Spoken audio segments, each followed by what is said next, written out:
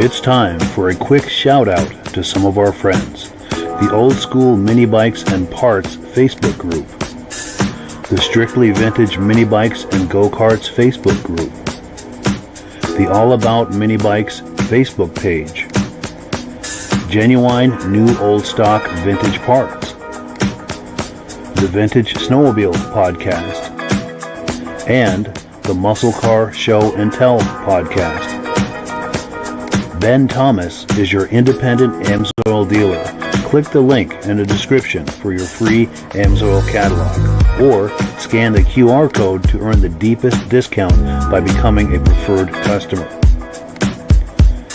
To advertise with Ben's Vintage Mini Bike podcast, the Vintage Snowmobile podcast, or the Muscle Car Show and Tell podcast, please reach out to Ben or Mike for more information.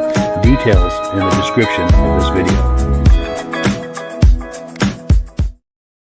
Good evening, everyone, and welcome to the Vintage Mini Bike Lovers podcast. I'm glad you could join us tonight. My good friend Mike LaPierre and host is unable to be here tonight. I know he's doing something good, and I wish him a good time this evening. I will miss his assistance behind the scenes, so I hope I'll be able to run the reins pretty well. So I apologize in advance for any glitches.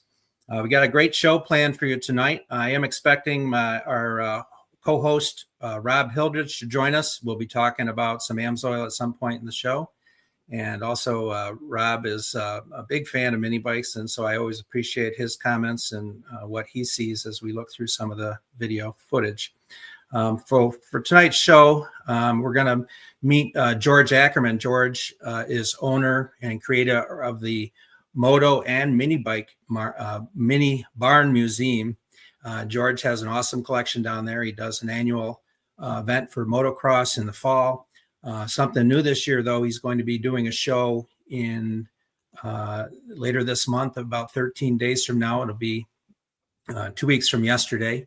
And he's going to have a great event. We'll talk a little bit more about that this evening. So what we'll do is we'll take a little comments. We got some comments coming in, and I'll be taking some comments. We'll be letting them go through the show as we go through the videos. So I hope you have a great time. Be sure to comment. I love to hear people's thoughts as we go through some of this stuff. So without any further ado, I present George Ackerman.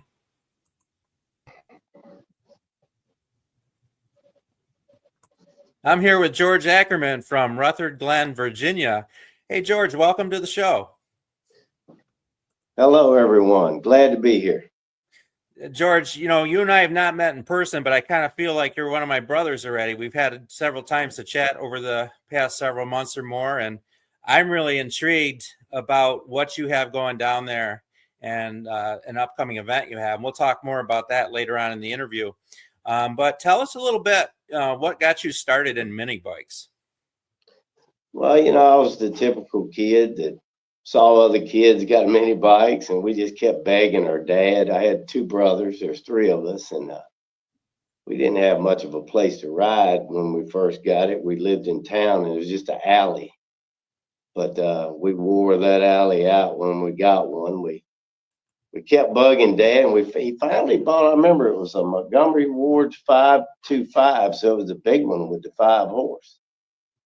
And, you know, we learned a lot from that thing because it broke all the time. And it didn't really break. It was just the chain would come off, and then something would be wrong with the carburetor. And we learned a lot, but it was so much trouble. I can't remember what happened to it. I think my dad might have took it back. And then after that, we got a little Sears runabout, just the cheapest mini, $99 special. And we just rode the wheels off that. I remember pulling the string to get past the governor, and, you know, we did all that stuff. We had tore up blue jeans and everything. And that, that got it started. That's such a common theme that, you know, you learn to, you know, cut your teeth, so to speak, putting chains on and other stuff. I've talked to so many people, and it's really just awesome. Well, it's really good that they broke a lot. because you learned so much because you wanted to ride so bad. You'd do most anything to rig it or whatever you could do to get it going. Yeah, that's so neat. And everybody, I think, did probably the same thing. Yeah. So, other than those couple you mentioned, at some point, George, you started racing, and I'm not sure where you graduated, whether you raced some of those early mini cycles or you went right to motocross. Well, we moved out of town and moved out to a large subdivision, and there was a lot of kids that had Z50s, and you started seeing the Trail 70s and the small trail bikes, and I wanted a small motorcycle so bad. And I had friends that had them, SL 100 Hondas and small two strokes, and we went to a dealership, and there was an old Harley Rapido there, and it was really cheap. So my dad helped me get that, and I rode that, and it was pretty bad. And but I rode it. One good thing about it, it never broke and left you sitting. It just kind of fell apart a lot. So another good learning experience. And then I've saved some money cutting grass and stuff, and my dad helped me, and I got a brand new 71 Suzuki TS90. And I had a ball on that. We went camping, and I just rode it. When I'd get home, from school, that's all I did. It was just, I was hooked on motorcycles early. And it wasn't long, and motocross started coming around, and some of it was called scrambles back then, but I had a friend, and we decided to modify our bikes. He had a TS 250, and I had that TS 90, and we modified them. And me and my buddy, we went to the races. First race I raced, I got third place, and I was hooked, you know. And that got me started. And then after that, I moved on. I had a CZ 125 and had some success on that, even though it was really heavy. And I bet I weighed 120. I don't even know how I rode it, But when I got an Elsinore 125s, that's when I always raced expert class. It's just, I never raced with the amateurs or anything. Probably my dad. I remember the first time they asked him, "What is this boy, amateur, expert?" Well, he said expert. So forevermore, I was racing expert. So it was tough at first, but I learned a lot again. I didn't get beat much, just early on. Really cool. Really cool. Well, we're going to take a quick break, George, and then when we come back, we'll talk a little bit more about that. We're going to actually start rolling a little bit of the video that you have. So stand by, and we'll watch some of that, and then we'll talk a little bit more about racing, and then maybe talk about some mini bikes. All right.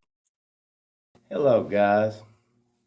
My name is George Ackerman, and I'm going to be doing a series of short videos from inside my mini barn. And it's here on the Moto Barn complex. And we also have a Moto Barn museum, but we're going to do the mini barn today, and I'll be covering some mini bikes in here, some paraphernalia and stuff, and talking about the upcoming mini bike show that we have here on April 26th, and it's all free. So let's just start looking around the mini barn and see what we got. Here we go.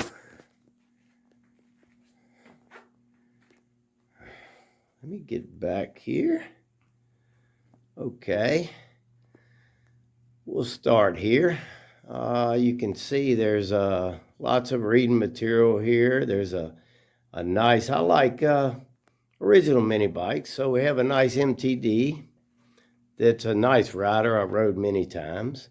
I used to take it to the motocross races as a pit bike. And here's a nice original Fox Doodlebug mini bike.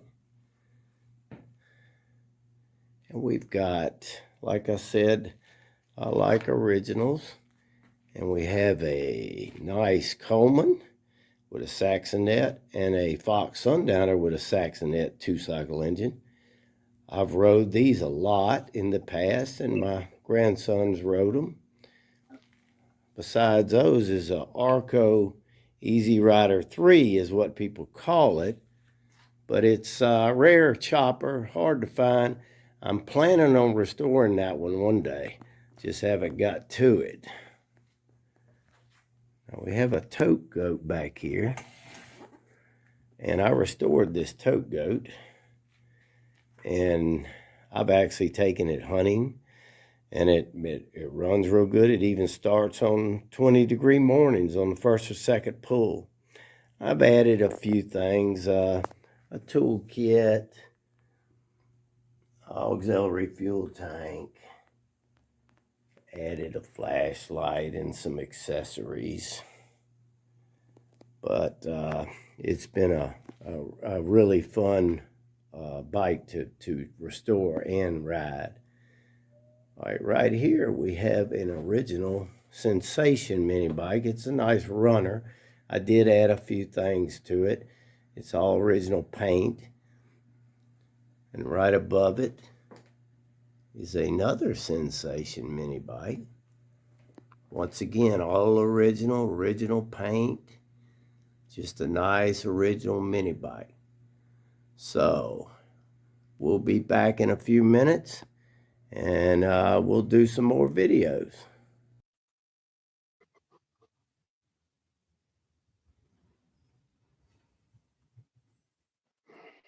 All right, we're back with George Ackerman. And George, I really want to thank you again for joining us tonight.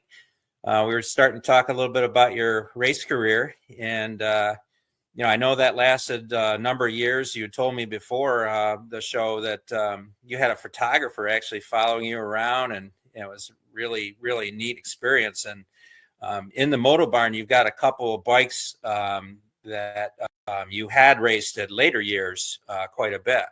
And in there, you told me about that special drawing in the back there. Tell us a little bit about that. That was a race at Dixieland Motocross, my home track. And I remember the race well because Gary Bailey was there doing his school. And I didn't go to his school. And he raced in the Cash Dash after. That's usually the last event they have is a Cash Dash. Everybody puts in money. It's experts only and pros or whatever. And he entered the Cash Dash, so did I. And the Cash Dash goes, the hundreds go first, and then the 125s. I think 3-second intervals, 250s, and then open 400s or 500. And the 125s are really, I think, had advantage because you can put the hundreds behind you and just put your head down and go. And maybe later on the race, you might hear a 250. But that's about all you have to worry about is if you got a hot lick 250. I led Gary Bailey and if people don't know Gary Bailey, he's real famous. They call him the professor. He won many championships, but I led him for 9 out of 10 laps. He passed me on the last lap, and he came to the pits and asked me why I didn't go to school when I was a typical smart aleck teenager, and I told him I didn't think I needed any school. And he said, maybe not. You're really fast. But he said, I could have taught you, if you'd have come to the school, I'd have taught you how to help me off on that last corner. I thought about that. And we've been friends ever since. I'm friends with him today. He remembers. And I got an opportunity to race against a lot of pros, and some of them remembered. I turned pro briefly, but I injured my thumb in the first race, and I tore all the ligaments out of it. And then I met a girl and got married. That was the end of my pro career. I think you told me at one point you started getting back into the ARMA Association and doing vintage races. Well, when I got older, I got interested in my 40s. I got interested again in motocross, and I built a practice track here, and I restored a couple of bikes and started racing ARMA. And I had a 9-year Army career, and I did well. I mean, I had some physical problems. I found out what they were later on. It was my heart, but that's why I stopped. But I had a good time racing Army. I had a lot of good friends. I mean, just a wonderful time. I won my share of championships, and I I think was real happy with my career. these two bikes were two you said that you won quite a lot of races with. I did. The 74 Elsinore, the 26A, is the identical bike that I started my racing career when I was a kid, the serious racing career. 228 is just a bike I built, and it just turned out so good. It's just so fast. I can't really tell you why. I matched the ports, and I did a lot of things, and I built engines before. But this one was really special. It just revs to the moon. And anybody rides it, like, what did you do to that? But I just didn't do that much. You know, it just worked out. It's one of them engines. It's just a good one. Nice, nice. So we're going to take another little break here, and we'll be back in a few minutes after we watch a little bit more video. You're watching the Vintage Mini Bike Podcast with Ben Thomas. Don't you dare touch that mouse. There's more Vintage Mini Bike Podcast to go. We'll be right back. Okay, we're back. So let's take a look along this wall in the mini barn at some of these mini bikes. Let's start with this Rupp C500. This is an original paint. I added all kind of stuff. Kind of made a little rat rod out of it. It has some neat accessories. It has a 6-volt battery in the Fleshman's yeast container in the back, and that powers the vintage Sears lamp lantern on the front. It works real good. And it has a boat tail light, and it has some stuff. It has a fire extinguisher back there. And I rode this one at motocross races as a pit bike many times. I really like it. I preserved the paint on it because I like original paint. Here's another Rupp. This one has a 2-cycle engine.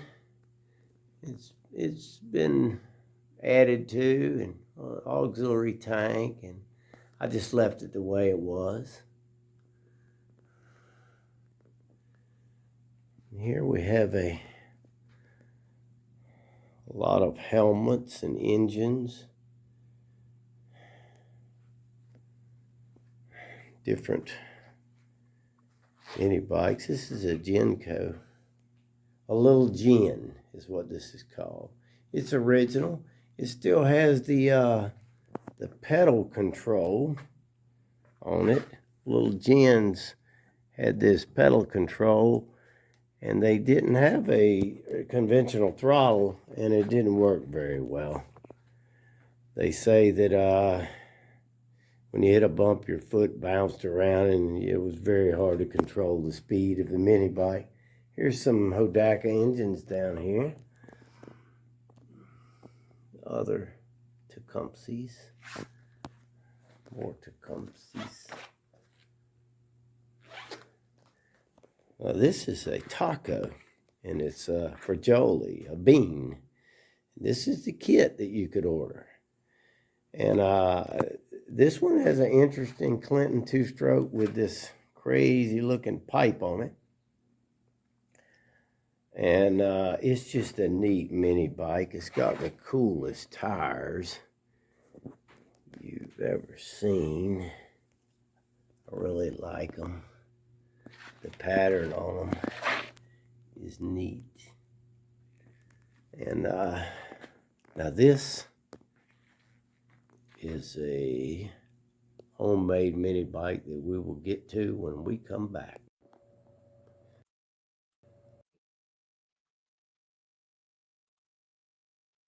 Okay, so we're going to take a little break for some video and check in on a few other things. I do really appreciate all the comments from everyone.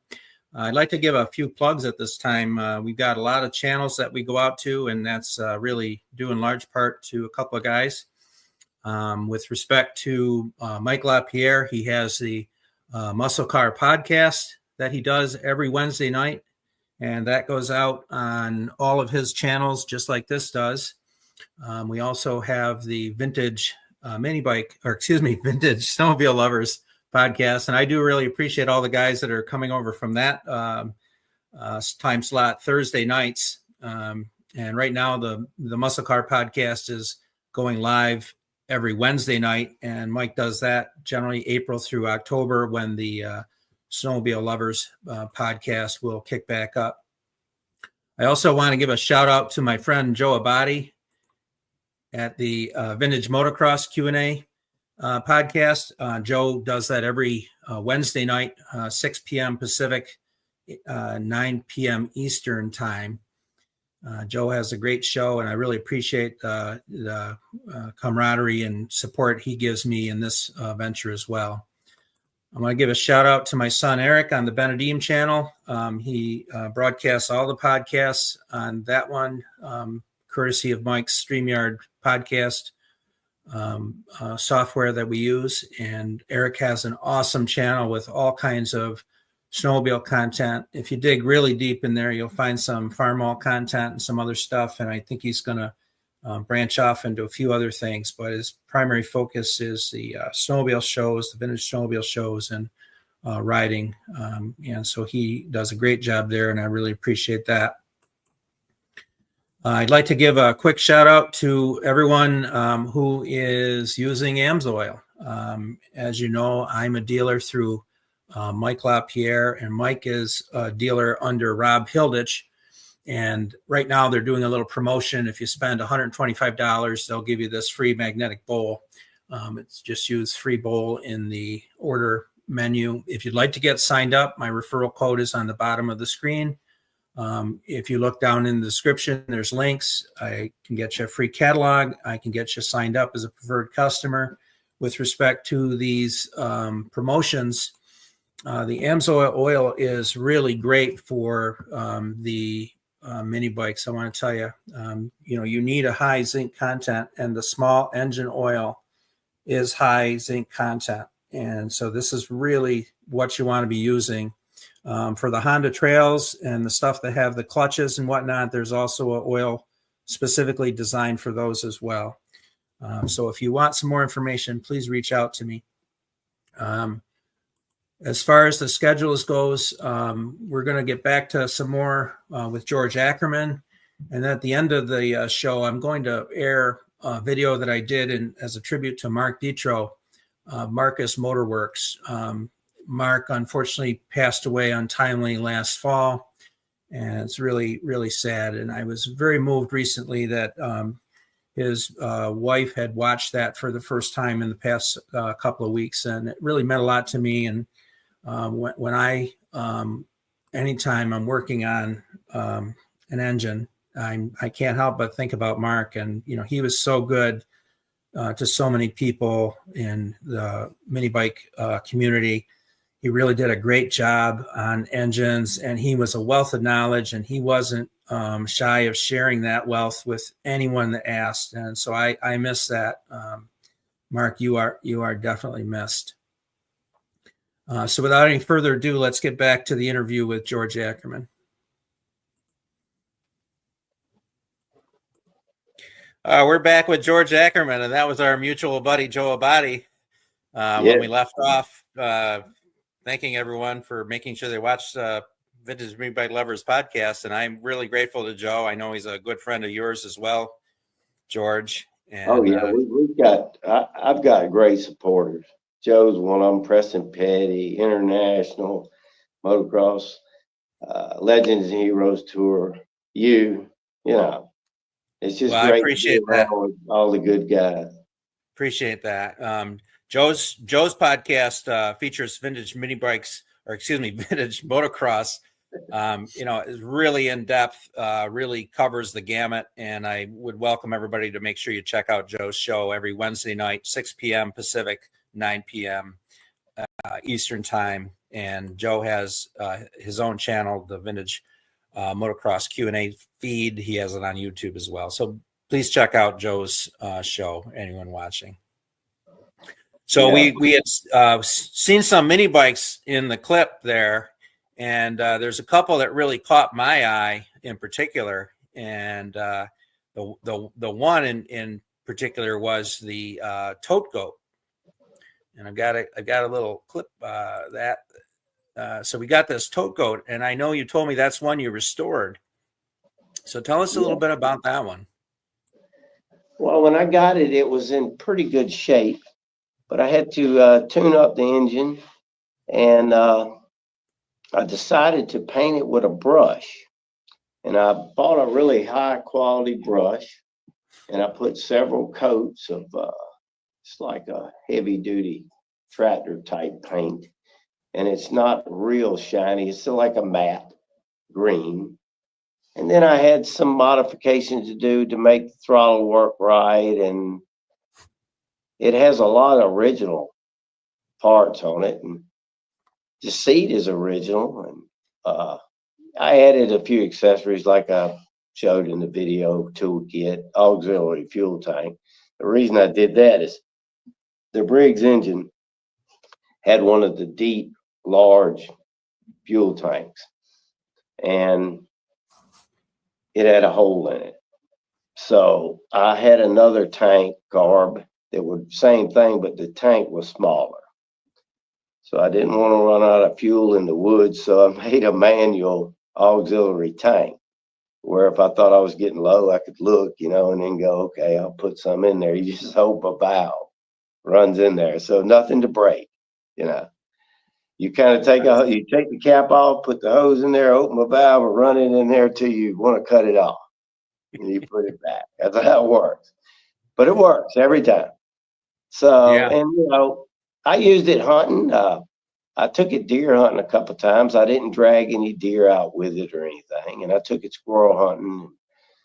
I just used it for a couple of years like that. My brother rode it around the place. It'll climb a tree, I can tell you that.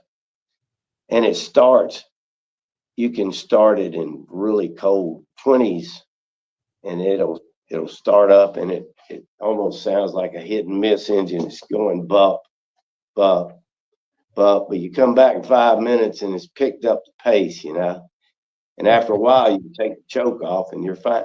It's pretty amazing the way it starts up. But it was fun project. It really was. Very nice. The other one that kind of caught my eye was that scooter in there that had was that a 2-stroke on there? Yeah, as far as I know, they made their own engines, and that's a 1949 model, which is the first year it came out. And like I explained some in the video, they messed up. It's opposing twin 2-cycle. So it was, and this thing probably doesn't even weigh 50 pounds.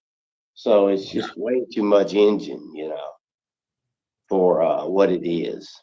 And the interesting thing is, it was owned by an elderly gentleman that passed away, and he was a pilot in the 50s and 60s, and he bought it. And once he unfolded it, he didn't fold it back up. He just put it in his plane and had a rope there that just tied it in there and where it stayed there. And because he was getting older, and it was a long walk across the concrete tarmac, and he got tired of doing it, so he bought that thing and used it for several years. His son told me, and it was always out of the weather. I'm sure it would start right up.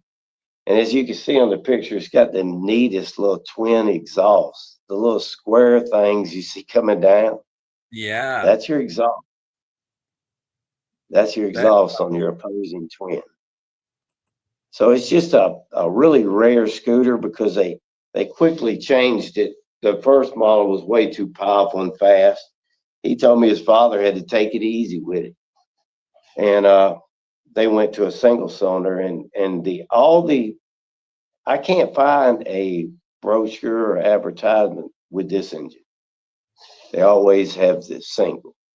So they changed it rather quickly, from what I found out. Yeah, it's definitely a really cool piece. We're going to take another quick break here, and then we'll be back with more with George Ackerman. Stand by. Okay, we're back to a homemade mini bike that is really cool, and somebody did a wonderful job. Has a Clinton two-stroke. It appears that somebody even had it on the road at some time. Has a highway decal on it. The fenders are neat. It's just an awesome homemade mini bike. The only homemade mini bike I have in here.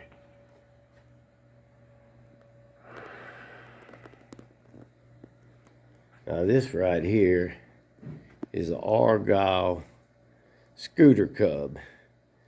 And the thing about this scooter cub is it's different from most of them. It folds. This is a folding mini bike. And this mini bike was found, a friend of mine, father passed away, and it was in his airplane. And his father used it in the 50s and 60s to get across the tarmac. But he didn't fold it up. He just strapped it into the plane and rolled it out and rode it. And this Argyle is one of the early ones with the opposing twin two-stroke engine. And they quickly found out, look at the cool little exhaust. They quickly found out that it was way too powerful and too fast. So they changed it back to a single cylinder, as you can see in the Scooter Cub's picture here. So this is a extremely rare mini bike with this engine. It's just, and even the other singles are very hard to find. All right, let's go over here and take a look at this beautiful Bonanza chopper. This is a CR500.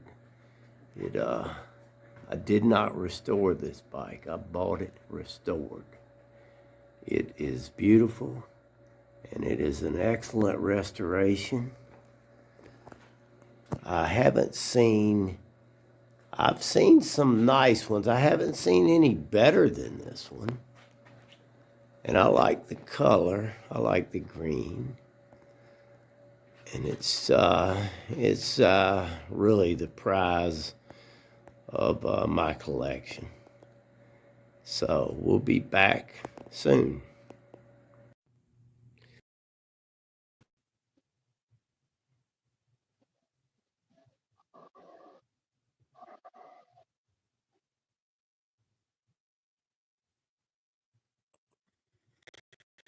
All right, we are back. And George, that's really a treat hearing some of these stories about these bikes in particular, and that story about the scooter. But I think there's one bike in there that's your pride and joy, if I'm not mistaken. And you seem to be very fond of a certain Bonanza that's in there. Yes, I didn't restore this Bonanza, but it was for sale. This is years ago. And it was a good price, and I negotiated with the seller, and I had some other mini bikes that he liked, and I made a trade with cash, and the chopper's it was so well done. I mean, it doesn't have the original chrome air cleaner on it, but I have it, and I could put it on there. I just left what was on it. That's the only, now some people talk about the headlight position, but that's optional. You see them up high, you see them down low. I like them up high. So, but besides that, it's an excellent original type restoration. There's very few pieces on there that's not original. I'm not sure exactly the gentleman that did the restoration's name, but they did a really great job. I mean, the attention to detail, the paint, a lot of chrome on a CR500. Yeah, And it's beautiful. I've done, I've had Hodaka engines done. I don't do Hodaka engines myself. They're a little different than the ones I work on, but I've had them done, and it's not cheap to get an engine done like that and shipped to you. So it's just something I bought, but I'm really happy with what I got it for, because since I got it, the prices on them have just, you wouldn't believe. Yeah. I've been offered some big offers for it, but I just don't want to sell it at this Anyone time. would be proud to have that in their collection. That is a very nice bike. And all this keeps me busy. I come over here often, wipe them down, keep the place clean, and same in the motor barn.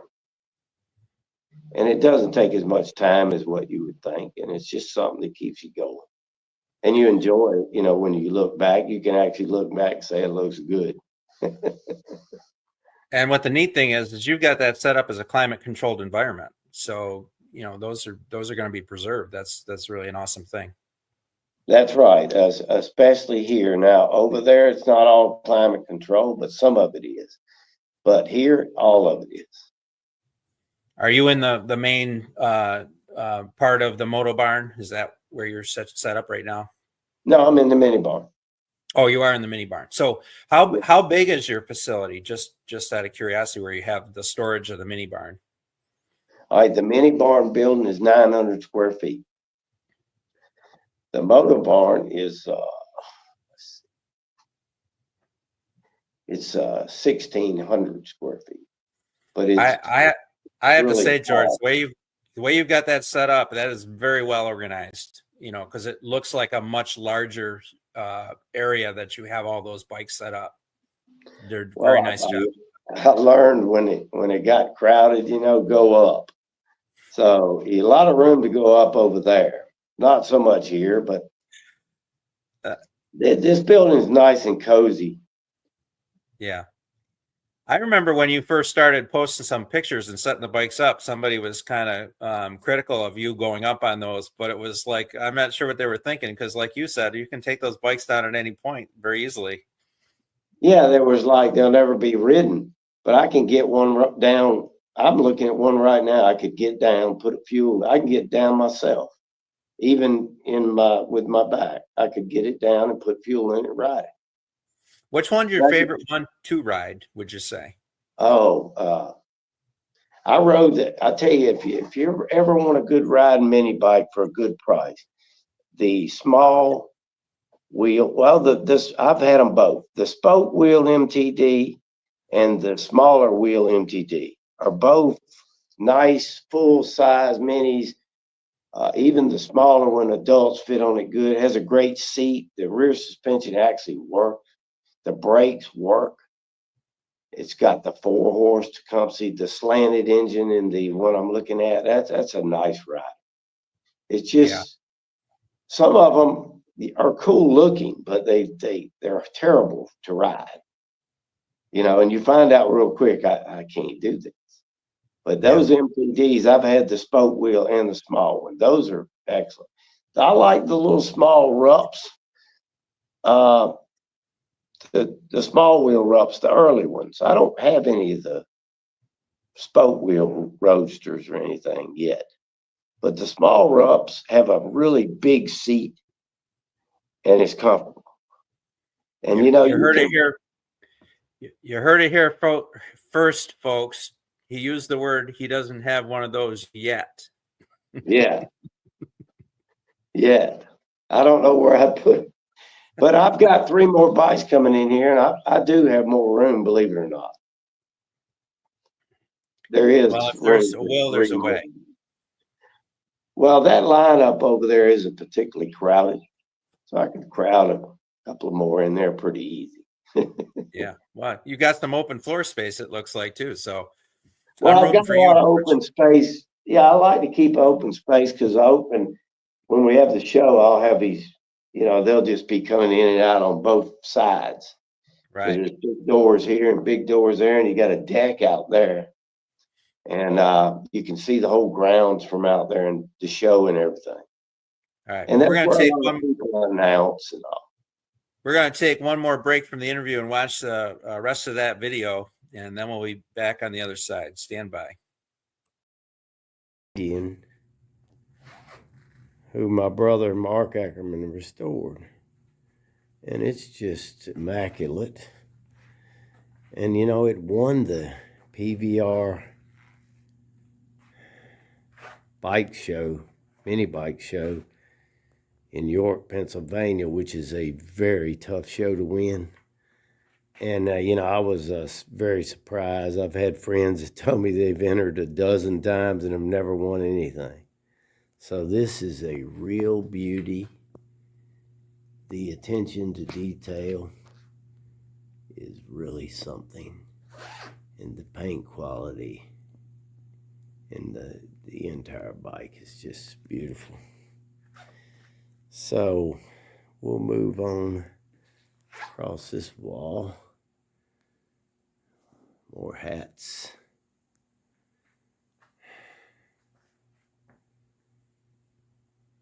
Mini bike seats, bar pads, sissy bar tanks.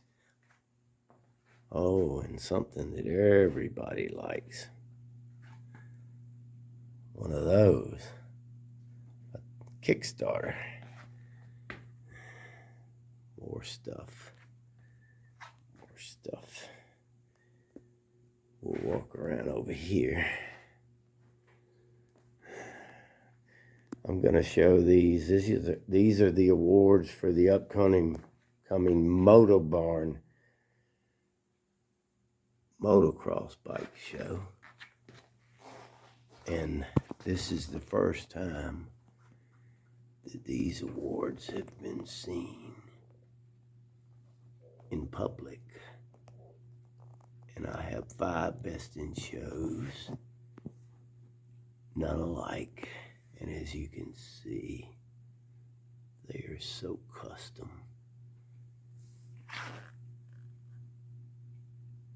They're just really neat. And I plan on having awards like this for next year's mini bike show. So please come. I hope we have a great turnout. I'm gonna quick for this area. We actually have a go-kart hidden. Old go-kart hidden back here.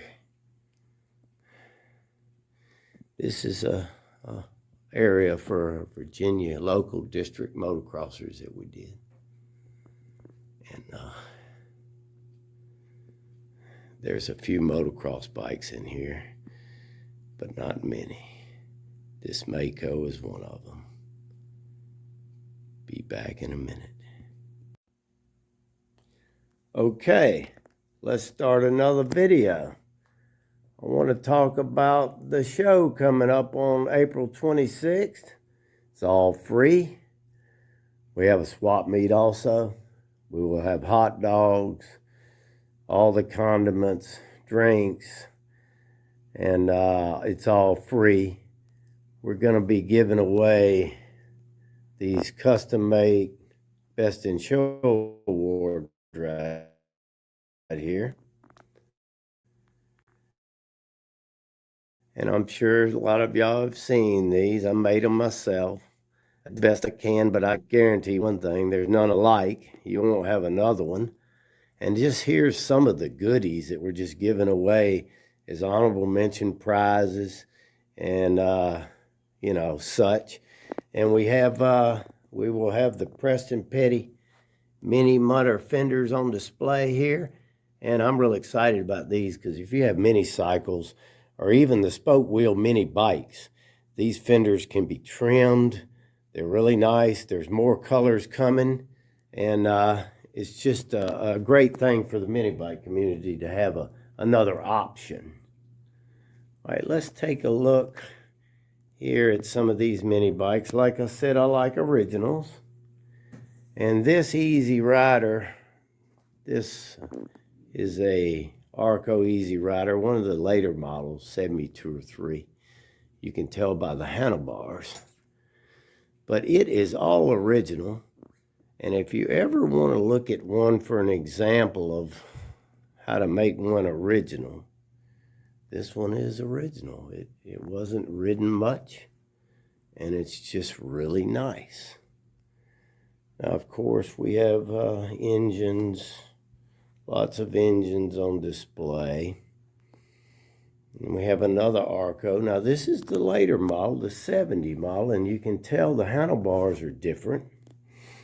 I did this one, and it has an NOS engine, and I never even have ridden that one. It's so tiny, I don't think I even can, even though I'm not a big guy at all.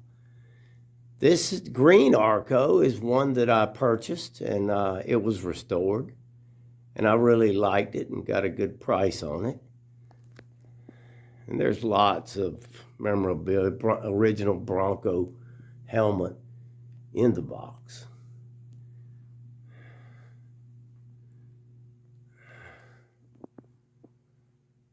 A Sears L Tiger helmet, all original. NOS condition. Lots of gas tanks, hats. A lot of people talk about my hat collection. They really like it.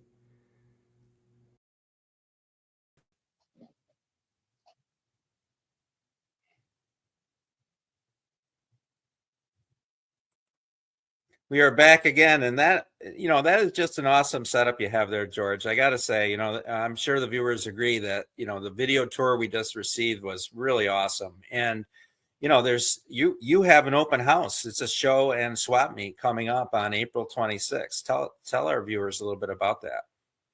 Yeah, we've never had a mini bike show or swap meet. We've never had a swap meet here at all. We've had numerous motocross, dirt bike, enduro type shows. And we've had some mini bikes that came to those shows, mostly mini cycles like XR75 racers and some of the Indians and stuff like that. But this will be our first real mini bike only show. And it's not just mini bikes, and the years don't matter. It's mini cycles and mini quads and mini three-wheelers also. And we're going to judge them all. And we've got 5 Best in Show awards that everybody has seen or will see. And we also have 5 honorable mentions that I'm putting together. It's just a bunch of goodies, And Amsoil stuff, different stuff. I think they'll like them. And everything is free now. We'll have hot dogs and probably potato salad and macaroni salad and all the fixings for the hot dogs, and we're planning on chili and onions and everything. And all the drinks are here, and we'll have signs out for parking and show parking and show display. And there's a lot of room here to set up whatever on both sides of the building. And we'll pop that graphic on so people can take a look at the address down the bottom. Yes. Coming up on April 26, 2025, the street address is there, County Line Church Road, with the street number. We're at 16238, and you are in Ruther Glen, Virginia. Yes, and we'll have signs out front, Moto Barn signs, and probably put some balloons on the mailbox. And it's a hidden driveway, so people do have a tendency to drive past it, but I'll try to help with that. And there'll be plenty of signs, and I'll go over everything on Facebook the couple of weeks before the event. I'll be putting out a lot of information about where to park and everything. If And, people have questions, should they reach out through Facebook or phone you? What would you prefer? they can send me a personal message is what I prefer. All But right. it doesn't, I'll answer the phone if they phone me. It doesn't really matter. All we ask for is donations. And that's, if you feel it in your heart to donate, do it. That's all we ask. We take donations and try to cover the costs. And we just want everybody to have a good time. Now, if anyone's in the area, I think by appointment also you open the Moto Barn and Mini Barn, right? Yes, if I get a PM I get PMs from people say something like, hey, I got family in Maine and I'm traveling from Florida to Maine and I'm coming. I know you're just 10 minutes from 95, and they'll let me know. And I like to have a day ahead, but it's not really necessary. Like I said, I usually keep the place. If I have 2 hours notice, I'll just open everything up and have it ready. Very nice, George. Well, I really want to thank you again. I think it's been a real treat seeing your collection, and I hope people will turn out to your show on April 26th. It looks like a fantastic event, and so if anyone has questions, make sure you reach out to George. George, in closing, anything you want to say to the viewers? No, just think about the event. If you can come. We do have a rain date for the event. It's the next weekend. I hope we don't have to even talk about that. So I just hope everybody, and bring your kids. We want kids to come and enjoy the show. I will say no riding here, but crank them up and sound them off. All right. Well, George, thank you again so much for being on the Vintage Mini Bike Lovers podcast. I'm going to pop that graphic up so any viewers can take down that information. Thanks again so much. Thank you, Ben.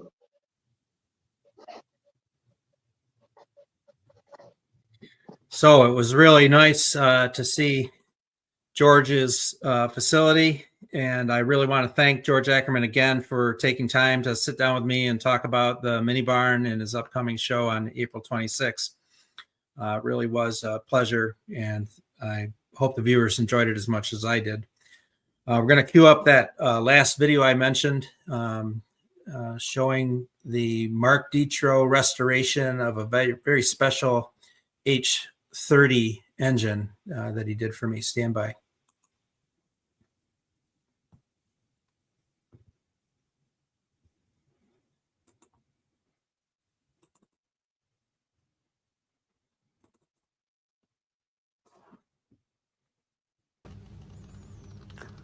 Okay, everybody. I'd like to tell you a little story about some vintage H30 Tecumseh engines. Some of you know my dad sold mini bikes back in the early 70s, and one of the luxuries was having a bunch of engines on hand. Recently, while gathering up some parts, I found that there were 5 different engines from his original inventory still left around, all date-coded the same. As I gathered up the engines, I realized that I had to absolutely have one of these rebuilt. So I started putting the various parts together with the engines that I thought they belonged to, and I came up with this particular one that I was going to send to Mark Ditro for a rebuild.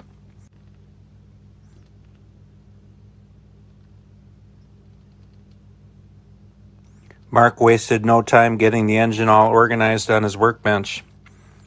He spent painstaking hours, I'm sure, cleaning it up, checking the specs. He did a custom 4-angle valve job. You can see where the exhaust one was all pitted. He really was a master at these engines. Here's the assembled engine. Next, we'll see Mark firing the engine for the first time.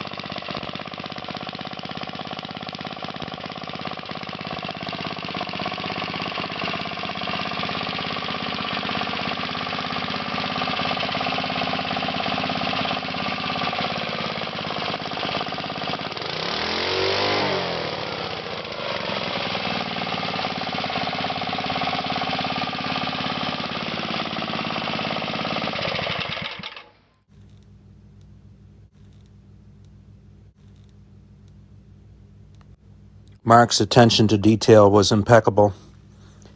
The engine looks absolutely better than original, in my opinion.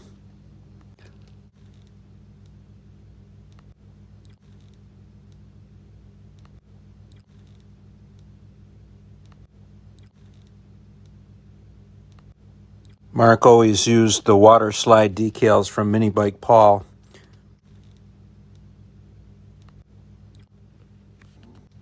Mark always posted about his builds, and when you looked at his workshop, you could have sworn it was an authorized service center for Tecumseh engines. Mark used bankers' boxes to build a shipping crate so the engine would be totally protected. Here you see the engine still sitting in that shipping crate he built. Mark, you left us way too soon. Rest in peace, my friend.